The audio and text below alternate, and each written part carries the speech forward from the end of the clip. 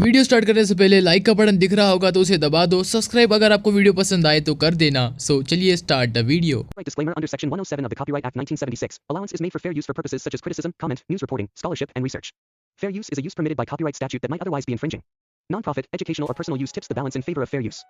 सो bleach episode number 2 के अंदर हम देखते हैं कि इचिको के डैड उसे उठते ही मार रहे होते हैं। आई डोंट नो कि उन दोनों के बीच में क्या दुश्मनी होती है, बट इचिको उसके डैड को नीचे दबाकर कहता है कि अपने बेटे के साथ ऐसा व्यवहार कौन करता है, आप मुझे बेवजह क्यों मारते रहते हो। उसके डैड कहता है कि तुम सारी चीजों में अच्छे हो, इसलिए मुझे पता नहीं कि तुम्हें क्या बताना चाहिए, इसलिए मुझे तुमको मारना ही पसंद आता है। सो फिर इचिको अपने डैड को अपनी बहनों के बारे में पूछता है जिनको कल रात को डीमन आने की वजह से इंजरीज हुई थी। सो देन इचिको के डैड कहते हैं कि कैसी इंजरीज की बात कर रहे हो, कल तो हमारे घर में ट्रक घुस गया था पर किसी को कुछ चोट नहीं आई थी। इचिको वहां पर जाता है जहाँ पर डीमन ने उसका घर तोड़ा था, बट सबको लगता है कि ये घर ट्रक की वजह से टूटा है। वो कहता है कि ये मिरेकल है, सब कैसे भूल गए कि ये घर एक डीमन ने तोड़ा है। इनफैक्ट उनकी बहन भी भूल जाती है कि उन्हें डीमन ने पकड़ा था और मारा था। सो देन इचिको को लगता है कि ये शायद कोई सोल रिपर का इफेक्ट होगा या उसका जादू होगा।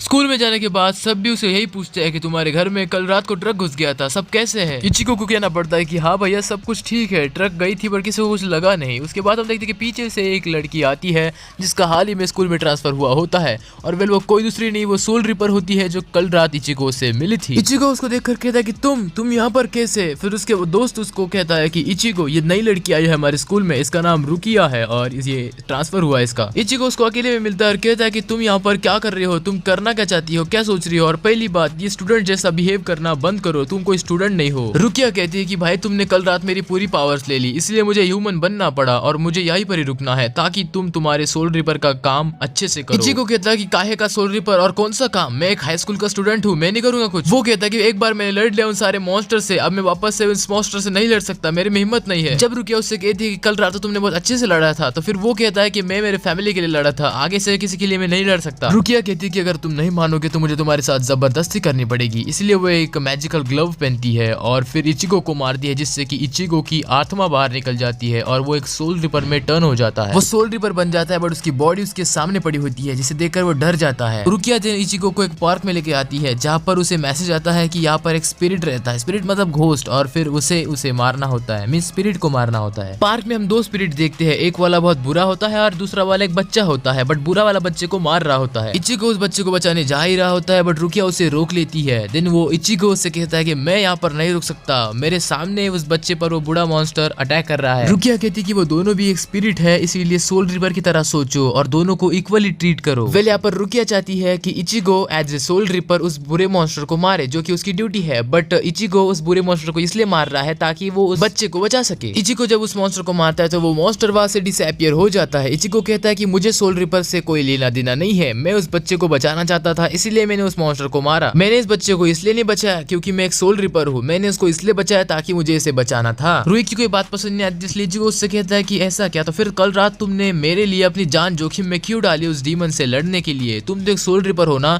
जो कि सिर्फ मॉन्स्टर्स को पकड़ते हैं। इचिको उस छोटे बच्चे के पास जाता है जो कि मरा हुआ होता है और बस उसकी आत्मा भटक रही होती है। वो कहता है कि जल्दी से तुम स्वर्ग में चले जाओगे, अब इससे आगे तुम्हें कोई भी मॉन्स्टर परेशान नहीं करेगा। उसके बाद वो लड़का जमीन के अंदर जा रहा होता है। वेल इसका मतलब है उसकी आत्मा मुक्त हो गई है। वेल काफी लोगों को समझ में आ गया होगा, बट जिनको नहीं समझा तो एक बात समझ लो कि इचिको एक यमराज बन गया है जो कि अच्छी आत्माओं और बुरी आत्माओं को स्वर्ग या नरक में भेजता है। जब इचिको का काम हो जाता है तो इचिको कहता है कि मैं यहाँ से जा रहा हूँ और रुई को छोड़ के चला जाता है। नेक्स्ट सीन में हम देखते हैं कि एक आत्मा होती है जो कि अपने घर में देख रहा होता है, बट तभी पीछे से दो बुरी वाली आत्माएं, मतलब मॉन्स्टर भी कह सकते हैं, वो उस अच्छी वाले बच्चे को जो मरा हुआ होता है उसकी आत्मा को पकड़ लेता है और उसे एक अजीब सी दुनिया में लाता है। मतलब सोचो यार कि मरने के बाद भी कितना दुख झेलना पड़ता है। वहां जाने के बाद उस पर बहुत सारी बुरी आत्माएं अटैक करती है और इसी के लिए उसे उनसे बचकर भागना पड़ता है, बट तभी हम देखते हैं कि बहुत सारी आत्माएं होने की वजह से उसे भागते नहीं आता और सब उसके ऊपर झपट पड़ते हैं। उसके बाद वो उसको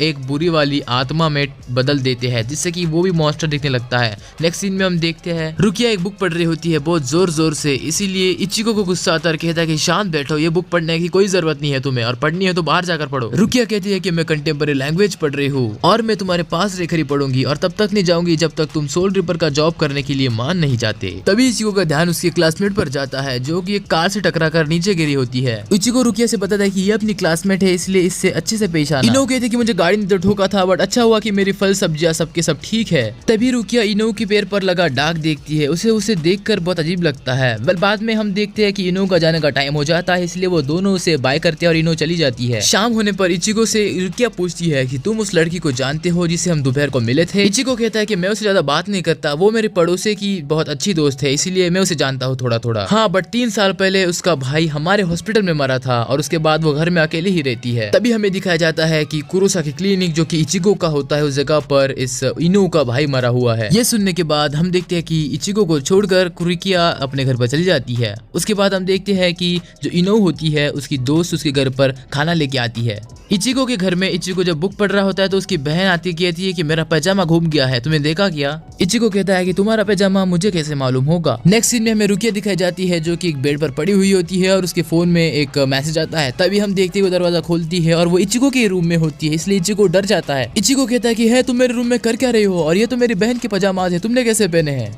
रुकिया उसको बताती है कि हमें एक स्पिरिट को मारना है, वो बहुत डेंजर स्पिरिट है और वो यहीं पर ही आ रहा है। उसके बाद हम देखते हैं कि उसका बेड तोड़कर एक स्पिरिट अंदर हाथ डालता है। अच्छा हुआ कि रुकिया इचिको को बचा लेती है, नहीं तो इचिको को वो लगने वाला था। हम देखते हैं कि वो स्पिरिट अपना हाथ इचिको के बेड पर रखता है और पूरा का पूरा बाहर आता है। ये स्पिरिट उस इनो का ही भाई रहता है जो कि यहाँ पर मारने आता है इचिको को।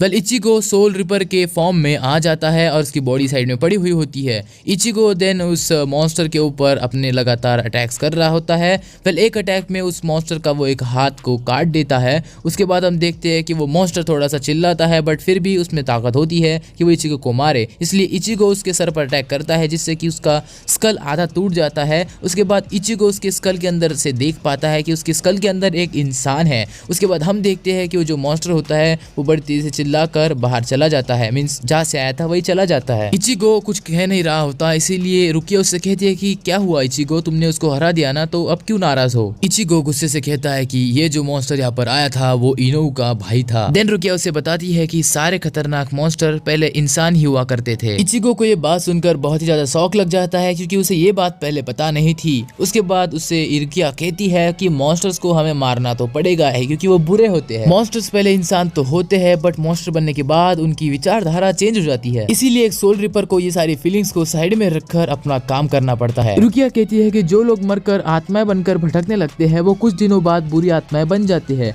बट जो आत्माएं बहुत अच्छी होती है उन्हें बुरी आत्माएं आकर पकड़ कर ले जाती है और उन्हें भी बुरा बना देती है। लास्ट सीन में हम देखते हैं कि जो इनो होता है उसके घर में अजीब सी आवाज आने लगती है जिसे सुनकर इनो और उसकी दोस्त डरने लग जाती है। वो और कोई नहीं होता, वो इनो का 3 साल पहले मरा हुआ भाई ही होता है जो उसके घर में आकर चिल्लाने लगता है। बट वो अब उसका भाई नहीं रहा, वो 3 साल पहले उसका भाई था। अब वो मरकर एक बुरे से मॉन्स्टर में कन्वर्ट हो चुका है। पता नहीं कि अब वो दोनों के साथ क्या करेगा। सो जानने के लिए देखते रहिए क्रिटिक्स एनीमे। ये वीडियो यहीं पर ही खत्म होता है। So guys thanks for watching this video. I hope कि आपको इस वीडियो में बहुत मजा आया होगा। अगर मजा आया होगा तो चैनल को सब्सक्राइब कर दो और वीडियो को लाइक कर दो प्लीज। और अगर आपने नारुतो की मूवी नहीं देखी तो अब यहाँ पर राइट पर क्लिक करके देख सकते हो और बोरुतो का लास्ट एपिसोड देखने की लेफ्ट पर क्लिक कीजिए।